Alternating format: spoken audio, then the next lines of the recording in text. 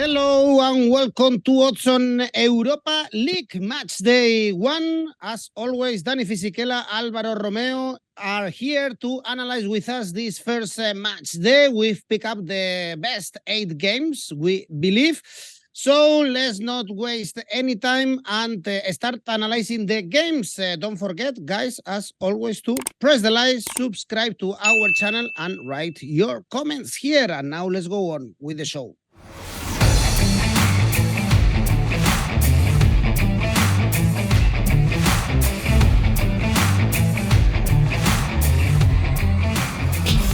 And also remember that we have a new partnership with 1xBet, so you can get a nice welcome bonus up to 130%. This is exclusive on Oddspedia, so use our promo code here, and we have as well the description in the link in the description. So let's start. Many games, classic teams in this Europa League. We have big names as well. For instance, we have Liverpool, but we are going to start group by group. First of all is Group A, and here we have West Ham, big favorites to qualify, but also we have Olympiakos, Freiburg, and these teams actually met as well last season. Freiburg won comfortably in the Piraeus, and we all know that Alvaro is a big fan of the Greek league, but no good time for the Greek teams. They are not in the Champions League. We have 3 in this Europa League, and usually, Alvaro, they are not very competitive in Europe. That's why I'm kind of skeptical to trust this Olympiakos, even if the odds are really good. Freiburg, they are the favorites here. Yeah, Freiburg are the favorites. Last season, Olympiakos wasn't good in the Europa League, and right now I think that they have improved. They are first in the league. Let's not forget that last season it was a fiasco because they finished 3rd. They just come from drawing with AEK, the current Greek champion. And on Sunday, Olympiakos just conceded the goal and dropped points for the first time in their 4 Greek games this season. So they are in a better moment than they were last season. Also, they were unbeaten in the Europa League qualifying, but that doesn't mean a lot coming into this game, of course. And they made a lot of investment this summer. Many of their players came free, really. The last one is Daniele Fisichella, a player that was inconsistent for Wolverhampton, but sometimes did a good job up front with Pedro Neto, Raúl Jiménez, good at the counter-attack.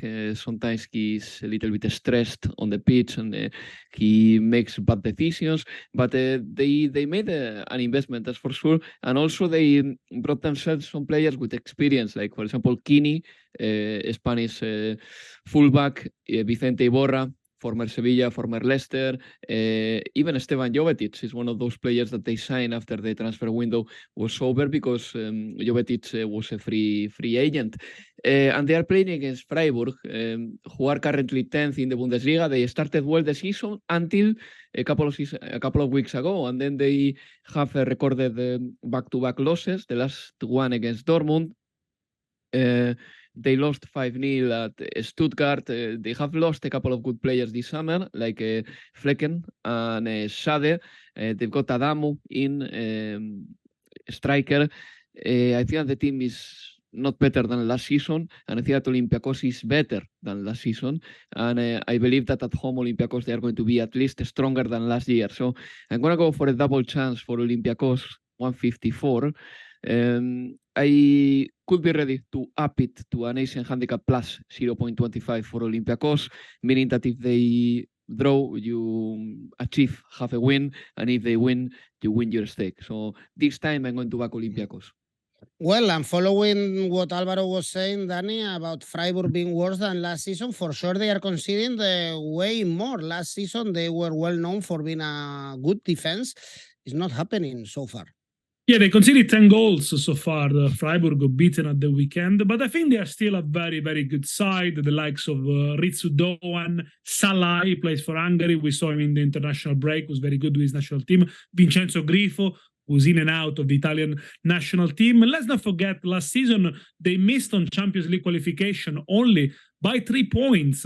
They scored 51 goals in the league like Union Berlin. It's not a great tally, but because they lost 3 of the last 4 in the Bundesliga, including a defeat to Union Berlin, then they finished 5th, but really they would be kicking themselves. In the Europa League, they did okay until they met Juventus and they came unstuck. When it comes to Olympiakos, last season they were really bad, 10 points behind AEK in the league, and they lost twice to Nantes in the Europa League. And Nantes, when they played against Juventus, we saw them, they were a poor side. Now, last year, as we mentioned, Freiburg won both games, 3-0 in Greece, 2 goals from Gregoric. And the question is, have Olympiakos improved enough to close the gap? They've lost 10 of the last 11 games against the German side. They are winless, Olympiakos, in the last 9 Europa League games. Perhaps the gap is a little bit closer, but I don't think they're going to be able to take the 3 points here. And I'm going to go for a double chance as well, but this time I'm going to go for an X2. So Freiburg or win, but I'm going to combine it with an under 3.5 goals. So it's a little bit of a bet builder here. X2 and under 3.5 goals that boost your odds to 201. Well, we need a draw then for you both. Everyone's happy, right. Yes. In this game, as I said, in this group, we also have West Ham Bacca Topola, but the odds are very low for the Hammer. So let's jump to Group B. This one is the group of the dead, in my opinion, in the Europa League. We have the Greek champions, AEK, that we will analyze later, playing in Brighton. Before, Dani, 2 historic teams in Europe, Ajax, Olympique Marseille, bad start of the season for Ajax, only 5 points. In the Eredivisie for Olympique Marseille, I think we can say the same, because the main goal was qualifying for the Champions League and they missed it. Another year, they lost in the playoff against Panathinaikos in the last minute, so not the best start also for Marcelino's project. Both teams are rebuilding. Ajax, I think, are rebuilding more, whereas Marseille were thinking to be at least in the Champions League group stages this season. So very big disappointment. But with the new manager of Ajax, Maurice Stijn, is a former Sparta Rotterdam manager, finished 6th last season. They brought a lot of new players. They signed 13 this season, the likes of Tahirovic, Forbes, Sutalo, Borna Sosa, Avila, Mikwadze. So it's a very young squad. And they let go big players for them, Timber, Alvarez, Kudus, Bassey. So a big overhaul, still on the name of trying to play good football, playing from the back, building the play nicely. So obviously that's the Ajax way, which last season came unstuck in a very difficult group against Napoli and Liverpool. So far, they haven't done great. Only 1 win in the league, lost the weekend 3-1. Also lost to Ludo Goretz in the qualifiers to the Europa League, but still qualified. Last season, yeah, very disappointed. They finished 3rd, 13 points behind Feyenoord, who won the league, despite scoring more goals. So the issues were obviously they were leaking far too many goals, and we are not used to see Ajax at this stage of the Europa League. This is the first time they take part in the Europa League group stages since 2016, when they reached the final and lost against Manchester United. Marseille, they are unbeaten, 2 wins and 2 draws in the league, 0-0 at the weekend against Toulouse. The elimination from the Champions League was shocking, but at the moment they got more points than PSG. They got goal scorers though. One of them is Aubameyang, 24 goals in 49 Europa League games in his career. So he's a kind of player that, of course, he's not in his prime anymore, but in this sort of competition with teams that, are not as good as Champions League teams, I think he can still deliver. They swapped, by the way, El Niño Sanchez for Correa. I'm watching Correa 2 years at Inter. Good luck to Marseille fans if they don't destroy their television after 3 or 4 weeks after Correa misses a couple of controls or easy shots. I'm joking, but I don't think they should get that excited. By the way, last year Marseille were okay in Champions League, scoring 5 out of 6 games. They beat Sporting twice, but they finished the season badly, lost 4 out of the last 5, and Tudor left quite unexpectedly. Double chance here for me as well. I think it's going to be a goals game. I'm going to go for X2 again, so either a win for Marseille or a draw, and over 1.5 goals. I don't think it's going to finish 0-0, 195. You know well, Alvaro, Marcelino in this new project, as Dani was saying, I think we still need to wait a little bit more, but the project couldn't start worse with this knockout from the Champions League. Let's wait. And I think that Marcelino is a very good manager. And if they let him work, I'm sure that he will get the best of this club. Marcelino won titles with Athletic Club Bilbao and with Valencia in his last two stints. I mean, that's not easy. That's not easy at all. He won the Super Cup with Athletic, the Copa del Rey with Valencia. He qualified Valencia for the Champions League a few times, but this is a totally different story. The pressure is different as well. Obviously, losing or missing out from the Champions League is a massive blow. And this side has right now obviously one big target, which is qualifying for the next season's Champions League and trying to do as best as possible here. Some of the players of Olympique Marseille, they are still good. I think that Aubameyang is still a very capable scorer. Kondogbia is a very good footballer as well. I think that he can do very well. Renan Lodi, former Atletico de Madrid player, is there on the left. Ismail Assar, I don't know if he's ready for this game because he picked an injury, but perhaps he can feature as well. And when it comes to Joaquin Correa, the thing is that he's totally different to Alexis Sanchez, even the style, stylistically, they are different footballers completely. And Ajax, look, they are without a league victory since the opening fixture back in early August. On Sunday, they lost to 20, winless run of 3 games. It's not a good moment for them. They are 12th in the Eredivisie. I think that it's difficult to call this game, in my opinion. I think that there will be goals, that's for sure. I'm not ready to back anybody in particular, so I'm going to go for over 2.5 goals here. 170. I really like the odds. I thought that they will be even lower, considering that the defenses of these sides are not particularly great lately. So yeah, 170 for over 2.5 goals. Perhaps this is the best game in European pedigree. Both are European champions, Ajax and Olympique Marseille. Yeah. And this group is very contested. We also have Brighton and AEK. And everyone is talking about Brighton, Alvaro, in England because every year they are doing better. Sorry? Right. And me. I think that is my favorite team to watch in 2023 in the world. They are great. With the Cherby, we saw that sequence of the second goal scoring Old Trafford with all these passes. It's been an exhibition for Brighton, and they have the prize of playing in Europe. Perhaps they can do also a good job here. The first test is, as you said before, against the Greek champions, AEK. Look, I cannot express enough how much a fan of Brighton and Hove Albion I am right now. It's a joy to watch them. I have had a lot of fun commentating on Brighton this season, and they play better than anybody else. They play better than Manchester City in the Premier League.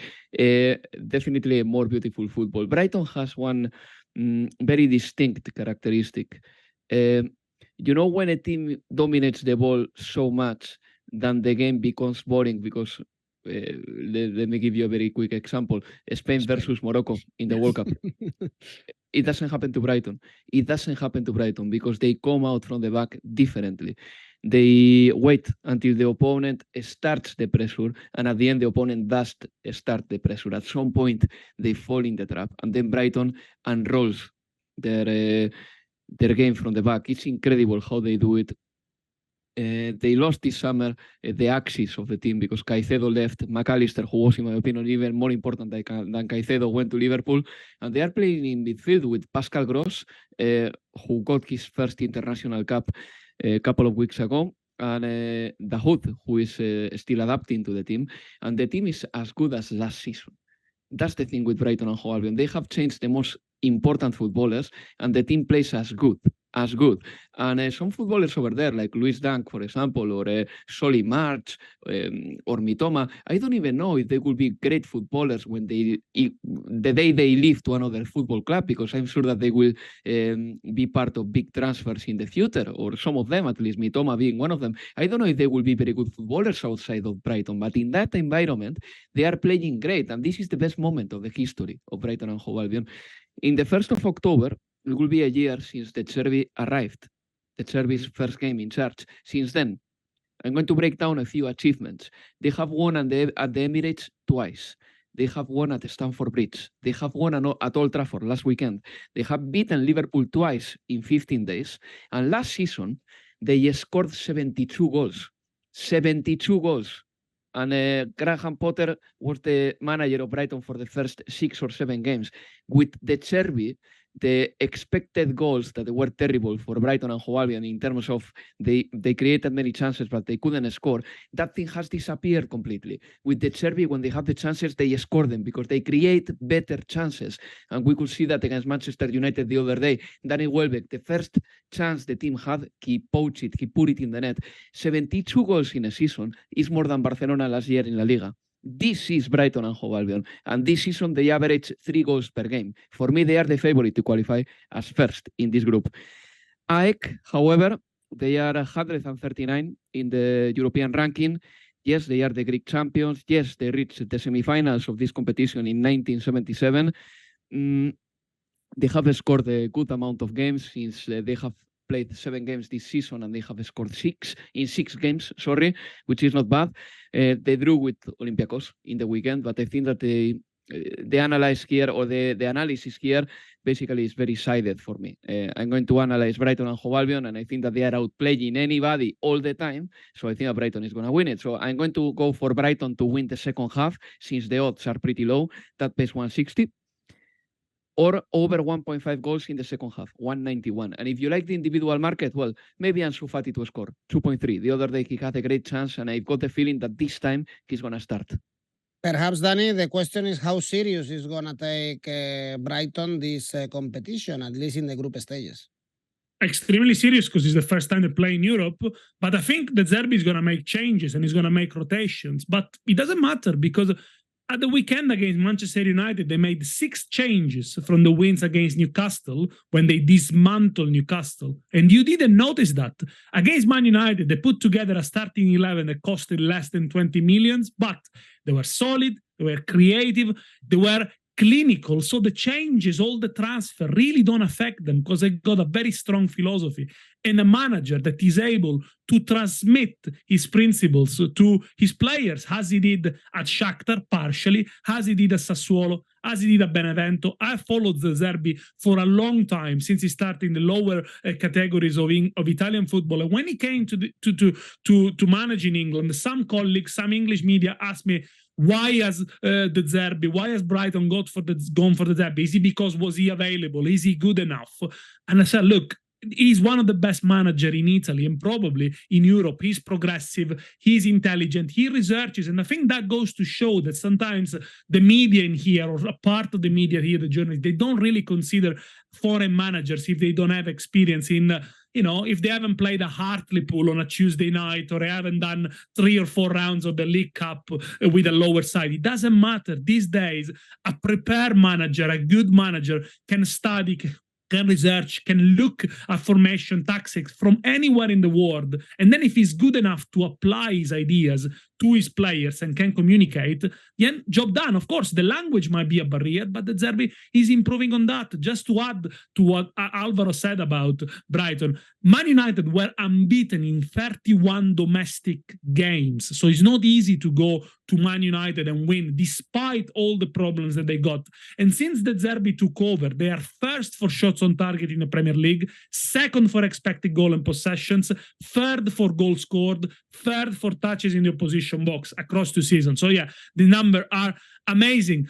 AEK Athens, on the other hand, they lost to Antwerp in the Champions League playoff, scored 2 late goals against Dinamo Zagreb, have lost all the last 6 games against English teams, only won 1 of the last 19 European games. So really, they haven't played in the group stages in Europe for the last 2 seasons. To me, they look doomed. I'm going to go for an half-time, full-time Brighton here, 180, despite of all the changes. And a little bit of trivia for you. Let's see if you know, because I know you know football very well.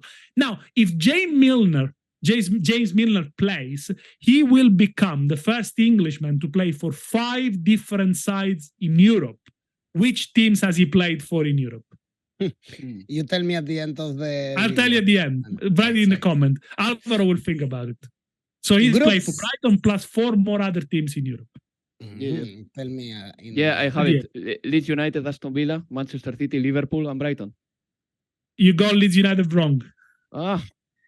Well, let's go to Group C. At the end of the video. Group C, this one should be easier because here we have Sparta Prague, Aris Limassol, and we are gonna focus on Rangers Betis. Rangers humiliated by PSV in the playoff of the Champions League, but last time they played in this competition, remember that they arrived to the final, whereas Dani, for Betis, usually they don't do a lot in Europe. Last season, they were knocked out by Man United easily, and they are coming from a heavy defeat against Barca. That's the first time they meet, by the way, in a European competition. Rangers don't have a great record against Spanish opposition, haven't not beaten them in 15 matches since 1985. But normally at home, Rangers at Ibrox, they're good in the Europa League. Won 5 of the last 6. Tavernier scored 10 goals in this competition. And yes, normally they do really well, but the start of the season of Rangers has been so-so. Obviously, the disappointment of losing against PSV, 1-0 away at the weekend against Dundee was a solid performance, but they're going to be without Danilo, one of the 2 strikers, because he fractured his cheekbone. Todd Cantwell used to play for Norwich, is also injured, and the manager, Michael Bale, is under pressure. Now, they got a run of 4 home games. This is the first home game, and 3 more will follow, in which basically they need to get the season up and running to make sure they stay as close as possible to Celtic. I think Betis has got injury issues as well, especially as goalkeepers, because I think Rui Silva is injured and Claudio Bravo is also injured. Consider 9 in the last 2 away games. Betis also lost 4-2 to Athletic recently. But I think Pellegrini and Betis have got a bit of a European know-how. They can go to Ibrox and score. Rangers normally at home in Europe, they do get a goal. I'm going to go for both to score, 180. Perhaps the biggest success of this Pellegrini and this Betis, Alvaro, is being again in Europe. This is not that common for Betis. No, it's not. I like the both teams to score as well. That's my bet, 180. Look, Betis, they haven't been a power force in Europe ever. I mean, we don't recall a great European night from Betis anywhere in the Champions League, in the Europa League. Chelsea. In fact, beating Chelsea 1-0. Yeah, that was the group stage, right? Yeah. Mourinho's Chelsea. Exactly, that must have been 2005 or 2000. Dani scored that goal. Yeah, 2005. Yeah. But their best result in the Europa League is the round of 16. I mean, that tells you, right? Not great. Who is going to be in goal? I think that Claudio Bravo is going to be ready at the end for this game, because the inexperienced goalkeeper Fran Vieites it doesn't look particularly composed yet. The other day, in fact, a goal that Joao Cancelo scores against Betis is highly evitable, and Fran Vieites just had soft hands. In fact, his hands didn't touch the ball. The defense of Betis is an issue for me. It's a problem, and I think that they can suffer in long balls and also set pieces at Glasgow Rangers ground, Ibrox Park. I think that they can suffer. The defense of Betis is funny because I think that the 4 components are 4 former Barcelona players. You name them, Miranda, Bellerín, Bartra, and so on. And the other day against Barcelona, they did very, very poorly. But Betis in general, I think that that was one of the worst performances I have seen by Betis in a long time. They have to recover. They have to recompose themselves. Hopefully, they will have more players available. Guido Rodriguez ready and fit and rested. I think that Betis has in Isco a little gem right now, and they have to use him to the best of his potential right now because he's playing football very well. And then Betis has to be more ruthless. I think the problem is that up front, they don't score many goals. Betis is not a great scoring machine. And Borja Iglesias is not starting games. Fekir is still out. So it's going to be difficult, I know. But on the other hand, I'm going to go for both teams to score because I do believe that Betis, maybe they don't have great scorers, but at the same time, they're going to control big phases of the game, and therefore they will create chances. And I think that Glasgow Rangers at home are going to score at least one. So yeah, I'm going to stay there. Both teams to score 180. Well, Rangers, they have a thing in common with Sturm Graz, our next team. Sturm Graz Sporting Lisbon is our next stop. Is both were knocked out by PSV in the playoff of the Champions League. In the next group, again, we are going to analyze this Sturm Graz Sporting Lisbon. We are not used to see Sporting Lisbon in the Europa League, Alvaro. Lately, they were in the Champions League. Actually, well, last season, they had, in the group stages of the Europa League last season, actually they were brilliant in this competition, beating Arsenal, only losing to Juventus, and they are very favorite to win in Austria. Yeah, and I'm going to back them with an Asian handicap minus 0.25. So if they draw, you suffer only half a lose. If they win, you win. That pays 170. Sturm Graz are second in the Austrian Bundesliga. Their last defeats are the defeats they suffer 6, 7, and 8 games ago against PSV Eindhoven, and then they suffer a draw in between against Austria Klagenfurt, but they are good in the league right now. Out of 21 points, they got 17.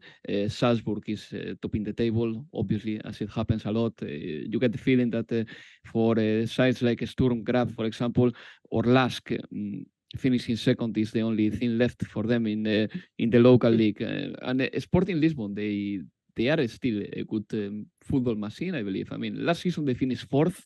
In Portugal, they could have done a little bit better. That's true. But on the other hand, they gave a good run in the Champions League. I remember Marcus Edwards, the Englishman, being one of the most entertaining players of the competition, at least in the group stage. Last season, they beat Arsenal. They lost to Juve at the end because Juve reached the semifinals. Or the semifinals, semifinals. But Sporting Club Portugal has done a very good start of the season. Paulinho has scored 4 goals in 5 matches, and he's up there in the scoring charts as well.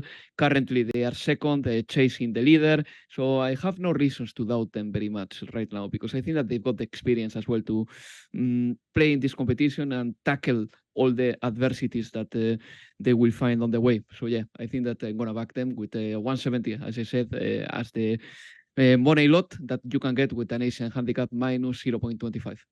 Sturm Graz, Dani, they played the group stages last season together with Feyenoord or Midtjylland, for instance, but they were out. And Lazio, and they were unlucky because everyone finished with the same points, 8, and they were out because of the goal difference. But they had 2 draws against Lazio last season. They're a very organized side. They play a very European style of football. That goes to say, basically, they attack. They don't defend. They try to be proactive. The manager Ilzer is there since 2020, so it is a team that I think he's improving. Of course, they face a massive challenge against Sporting Lisbon, and in the group with Atalanta and Racio Częstochowa, I think it's going to be difficult for Sturm Graz. Maybe they'll drop out to the Conference League. Sporting, they invested a lot this summer for their standard. They spent over 47 million. They got jokers from Coventry, Jumland from Lecce, one of the best midfielder in Italy last season. Fresneda used to play for Valladolid. Of course, they sold Ugarte to PSG, but they kept 2 of the best players last season in the Champions League for some games, and also in the Europa League, Trincao and Edwards. So it's a solid side with Ruben Amorim, who's an upcoming manager, 30 years old. Again, I think they're going to show us what they are made of. Sturm Graz drew 2-2 at the weekend against Salzburg, which was a great result for them. Last year, won the Austrian Cup, beating Rapid Wien 2-0. Have lost 15 of the last 24 Europa League games, though, Sturm Graz. I'm going to go for a similar pick, Asian handicap, minus 0.25 for Sporting, but in the first half this time, 2.15. I like the odds here. So if he ends in a draw, you lose half a stake. If Sporting wins the first half, you win. Atalanta favorite in this group together with Sporting. Let's see if Sturm Graz can disappoint the two big teams in Group D. The favorite team to win this competition, there is no doubt about it, is Liverpool. Odds are 5 only for Liverpool to win the Europa League. The first game of Jurgen Klopp in this competition is in Austria. Dani in Linz, third. Right now, LASK in the Austrian League, Liverpool is a really entertaining team to watch. Perhaps they are not as perfect as Brighton of the Cherby, but it's so entertaining because they score a lot of goals. Yes. Hopefully we see another good game here. One of Wolverhampton, they gave Wolves a lot of chances. They had a lot of chances. It was the first time in the Premier League so far that they won from behind. So sometimes they need a little bit of a kick on the backside, but then, the quality, and especially when they can bring into the pitch substitutes like Darwin Núñez, Luis Diaz, Harvey Elliott, yes, the quality is obviously there, and Liverpool are gonna improve. Of course, we will probably not see Liverpool at full strength until the quarterfinals of this competition. This is the first time Liverpool played in the Europa League since 2016, when they reached the final that year, the first year Klopp was in charge, and they lost to Seville. But they're going to have, I think, a tough opponent here in LASK, because LASK have only lost one of the last 16 European games. They are unbeaten in 8 games at home domestically. So I'm not sure Liverpool are going to win it by such a large margin. If in the second half they'll have to bring on more of the starting 11 or the main players, yes. But I think they might suffer here a little bit initially. Although LASK last season only finished third in the Austrian League, 14 points behind Salzburg. I'm going to go for an easy one. Liverpool win and under 4.5 goals. You can get up to 175 if you combine the two. Time for the second line, no, Alvaro, for this Liverpool. Many times needed by Klopp, because he's always had issues with the injuries of the main players. Now he can play the second line and perhaps give them some minutes. Yeah, and I think that should be enough to win this game. I'm going to be way more supportive of Liverpool here. They're going to win the second half, I think. That's going to pay 160. That's one of my picks.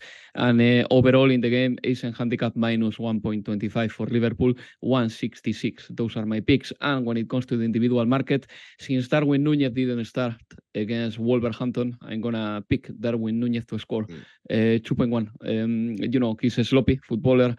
I think that he struggles to do the easy things, and then he outclasses anybody else doing the difficult things. It's very weird. But Darwin to score 2.1, I think that it's very good money. Look, Liverpool, of course, they are the favorites to win the competition now, but I would take that with plenty of precautions, because teams from the Champions League are going to drop in the Europa League, and then the thing changes completely. So little by little with that, they've been absent from the Europa League for a while because they've been playing Champions League, and therefore that's why they've got by far the best coefficient here in the competition. They have won these competitions 3 times, and this summer they have redone completely their midfield because at some point, I think that they are going to end up playing with McAllister, Szoboszlai, and perhaps Thiago Alcantara if Jurgen Klopp is daring enough to do it. I don't know about that exactly, but McAllister and especially Szoboszlai, they are already linking up together well. Szoboszlai, he's proving himself to be a very good weapon from the distance too. And this Liverpool has recover one characteristic that made them very special a few years ago. I mean, they are capable of last-minute winners. And that's something that stressed Manchester City a lot in the past, because Liverpool was always staying there in the title race. And I think that this Liverpool is going to be more similar to that Liverpool than to the Liverpool we saw last season, the one that couldn't qualify for the Champions League, and the one who had a very early exit in the FA Cup. Look, as I said before, Darwin to score 2.1, and then Liverpool to win the second half is a good one too, 160. Well, Darwin scored a couple of goals against Newcastle, for instance, in the second half. So it would fit in your tip. In this group, we also have Royal Union Saint-Gilloise Toulouse, by the way. Nice, Dani. The brother of McAllister plays there, by the way. Yes. Group F. Here we have a stop in Athens again, because we have Panathinaikos, Villarreal, and we've seen in the summer Panathinaikos a lot because they were able to knock out Olympique Marseille, as we said before, from the Champions League, but then they lost to Sporting Braga in the last playoff for qualifying to the Champions League. Villarreal, Alvaro, last season was a completely flop in the conference in Europe. They won this competition a couple of years ago, and the manager, Pacheta, is going to make his debut in Europe. Yeah, that's true. First time for him. Good luck for Pacheta as well. I really want Villarreal to do well. I think that last season, Villarreal had, in my opinion, probably the fourth or fifth best squad in Spanish football, maybe the fourth one if had Gerard Moreno being fit. But this season, they are not there. The players that have left are quite important. Pau Torres, maybe not super good, but very good for Villarreal. Definitely a pivotal player there. Nico Jackson, who starts for Chelsea, and Samu Chukwueze, who is at AC Milan. All these haven't been replaced properly. And Villarreal, I think that this season they are going to pay a little bit at some point for that reason, because I think that up front it all relies on what Gerard Moreno can do, because at least he's fit now. Brereton Diaz, you know, in my opinion, he's a very, very, very average footballer, and they signed him. I don't know why. And then Sorloth is up front. Sorloth, we know that he's going to score a few goals, but he's not the quality of Samu Chukwueze. So, you know, it's not an easy job for Pacheta at Villarreal. Let's see what the expectations are as well. This is very important too. I think that Villarreal shouldn't get too carried away this season with the expectations. Qualifying for the Europa League again will be good, and trying to get as far as possible in this competition will be okay. In midfield, Villarreal, they've got a lot of technique though, because they've got Comesaña, who signed from Rayo Vallecano. They've got Ramon Terrats, they've got Dani Parejo, and Alex Baena too, a very good midfielder who scored for Spain the other day. Last season, he scored 4 goals in the Conference League, 12 goals in total, and he's very exciting to watch. So, you know, over there, Villarreal in midfield, they still have the distinctive qualities that made Villarreal so special in Spanish football. Técnica, the technique of the footballers. And against them is Panathinaikos, currently second in the Greek Super League. The club are yet to concede a goal in the league this term, apparently, which is pretty unbelievable, according to the UEFA stat chart. And this summer, they haven't done a big investment. They are in Europe, but their most expensive signing is Toni Villena, the former Espanyol player, 3 million only. And, you know, many players have left, many have come, but they have kept more or less the core that made the team competitive last season. So I'm going to go for an Asian handicap, minus 0.25 for Villarreal. I don't see them losing this game. I think that they are winning it, of course. So that pays 186. Might be tricky though, Dani, this one for Villarreal, I think.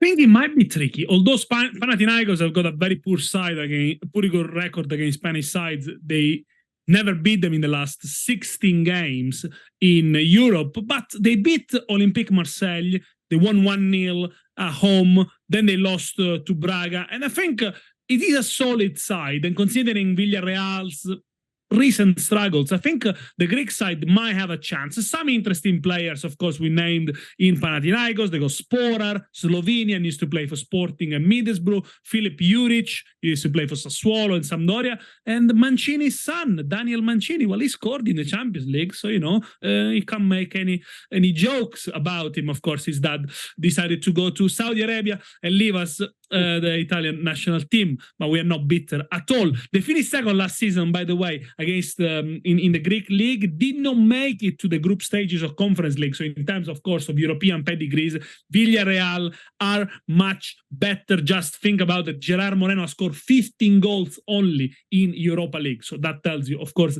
the level of the two sides. Panathinaikos, for me, Asian handicap plus 0.25, 204. If he finishes in a draw, you win half your stake. This one is a difficult one, I think, Panathinaikos. Villarreal, and the last stop is going to be in Moldova. Group J, we have Sheriff Tiraspol, a classic now of European football, against Roma, the runner-up of last season, still with Mourinho probably angry to the referee. And with sanction, Dani, we saw what Roma are capable of in the last game against Empoli in Serie A with some players fit, like Dybala. We saw Lukaku scoring the first goal, but the first goal for him with Roma in Serie A. But Dani, Roma have a really poor away record in the Europa League, despite the arriving to the final, reaching the final last season, and we saw how many times they disconnect in Europe. Perhaps this is the case here. Yeah, it's true. And often they do rely on the home form. The home form of Roma in both the Europa League last season and the Conference League the year before has been excellent. They normally play to a 0-0 or an under 2.5 games away, and then they win all their home games. It might be the same this season. By the way, Sheriff Tiraspol in recent years have got more Champions League participation than Roma, of course, but they take part in the Europa League group stages for the sixth time. They never qualified, Sheriff, from the Europa League group stages, whereas Roma always qualified in the last 5 times they took part to the Europa League. They're going to be turnover, although Mourinho is a little bit short in terms of squad. Kumbulla is out, Pellegrini is out, Abraham is going to be out until at least February. But we saw it at the weekend with Lukaku and Dybala. Lukaku, that is half fit, is a complete different team, especially because of Dybala. I would say any Roma side with Dybala is better. Is Mourinho going to play them both, considering then they play on Sunday evening at Torino against Torino? It is difficult. So they're going to be a little bit of turnover for sure. They haven't conceded, Roma, more than 1 goal in the last 12 European games. So normally, yeah, they're very, very cagey games. And Sheriff, on the other hand, well, I know they are managed by an Italian. Roberto Bordin used to manage Moldova, played for Atalanta and Napoli. That's one for the Panini collectors. I'm sure you do remember his La Figurina. They won 8 consecutive Moldovan titles. Sheriff, okay. I don't think you can really judge them. He's very young side, 24.6 average the age. They go Luvanor, Brazilian, naturalized Moldova, back after 9 years. 17 different nationalities I counted. The star is Yansane from Guinea. Sheriff, though, have won 4 domestic games in Europe so far. They beat Maccabi Haifa 1-0 in the Champions League, then they lost 4-1 away. So it's never easy, such a long trip. But I think Roma are going to win it. If anything, they're going to score in the second half if the game is a little bit tight and sticky. So Roma win, and under 3.5 goals. They're never entertaining outside from home, 207. They lost that game, but in extra time against Maccabi Haifa in the Champions League. Roma, I was remembering some defeats, recent defeats in Europe, Alvaro, to the likes of Salzburg, Ludogorets, Midtjylland. So be careful to back Roma away from home in this kind of games in Europe. Yeah, look, this game is difficult to call. Roma is way better, that's for sure. They got a coefficient of 10th, and this coefficient in Europe is thanks to Mourinho, because in the last 2 years he got the team to 2 finals. In the weekend they won with a style. I think Roma are going to inflict some heavy defeats this season, because if Dybala and Lukaku have their day and Abraham is still there, they got a lot of firepower. So if Jose Mourinho complains again about the investment that Roma has done for him, I'm going to go there and take a cake and put it in his face, really, because this summer they haven't spent any money. It's all free. What about the first summer? Dani? No, the first summer they spent a lot. What about the first summer? 100 million, 120 net spend? They were the highest spenders in Europe, or top 5. Yeah, totally. But this summer they haven't. Yeah, but they got themselves Lukaku. I mean, at the end of the day, you have to assume and pay his wages too. I really think that they got a team and a wage bill that many clubs couldn't afford, really. Lukaku, 20 goals in the Europa League, by the way, one of the youngest ever scorers in this competition. And they got players with a lot of experience in Europe, and the one with the most experience in the Europa League is Rui Patricio, the goalkeeper, who I don't know if he will be rotated or not. Really, he played in the weekend. This man has played more games than anybody else in the Europa League, 69 in total. Look, there is something that points me in the direction of Sheriff scoring 1 goal. And in fact, my tip is going to be Sheriff to score over 0.5 goals. Why?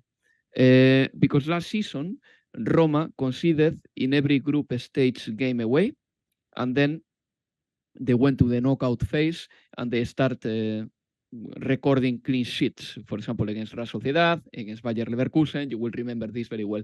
2 seasons ago in the Conference League, they conceded 6 against Bodo Glimt, always in the group stage. This is the key element here. In the group stage, 6 against Bodo Glimt and 2 in Sofia versus CSKA Sofia. 8 goals in total in the group stage. 2 seasons ago in the Conference League. This means that Roma with Mourinho lets it go a little bit.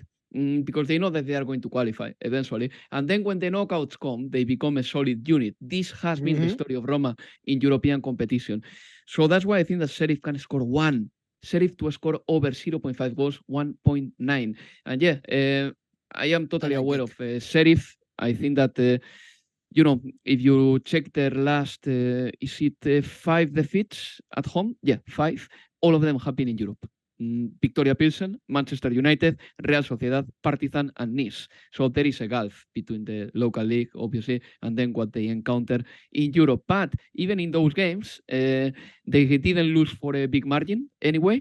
And at home, normally they score many goals. So that's why this is my pick. Over 0.5 goals for Sheriff. Good one, at least to score 1 goal, Sheriff. I said before Midtjylland was Bodo Glimt. Bodo Glimt. Point, yeah. Lazio lost to Midtjylland. Lazio. And Dani, always a specialist in Scandinavian football. Dani, tell me your safe bet for this Europa League. Bayer Leverkusen versus Hacken over 3.5 goals. And mind, Victor Boniface used to play for Union Saint-Gilloise last season, already 5 goals. Well, we are not analyzing Group H because the games are not really interesting, but you can put Leverkusen in your ACCA in your safe bet, Alvaro? Yeah, Bayer Leverkusen. In my safe bet, Bayer Leverkusen to win the second half, 140. Okay, and your ACCA, Alvaro? My ACCA, Leverkusen to win the second half, Asian handicap -1 for Liverpool, Atalanta to win and over 1.5 goals, and Brighton to win the second half, altogether 4.26. And Dani, yours? Bayer Leverkusen, Asian handicap -1.5. Union Saint-Gilloise, Asian handicap 0 against Toulouse. Brighton to win, and West Ham, Bakatopola over 2.5 goals. The total odds are 4.35. What a group, Group H. Xabi Alonso can be happy. Hacken, Molde, and Karabakh. It's going to be cold in these games, but should be easy to cruise for Leverkusen. Well, Alvaro, Dani, thank you very much. Good luck to everyone. Enjoy Have you got the Europa. Have you got the answer to the 3? What was the sorry. answer? So I repeat the question. James Milner, if he plays on Thursday, will become the first Englishman to play for 5 different clubs in Europe, including, of course, Brighton. What are the other 4 clubs? Dani? One, of course, is Manchester City, Liverpool, Aston Villa, and Newcastle. Newcastle, of course. Yeah, not Leeds. Newcastle. Not Leeds, okay. Newcastle. Dani Trivia. Well, I hope you were right in the comments. Guys, see you soon. Bye-bye. Bye-bye. Bye-bye. Bye-bye.